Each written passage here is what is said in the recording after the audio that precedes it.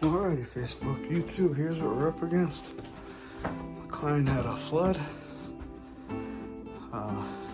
Company came in and took up the padding that was wet, the tack strip.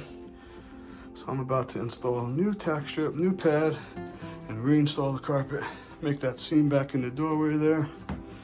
You can see the wet spot, the water spot. It's all dry. They dried it out. But I'm gonna put it all back together, make it look like it never even happened. So stay tuned. Here's the after results. Like it never even happened. Once again, as always, thanks for watching.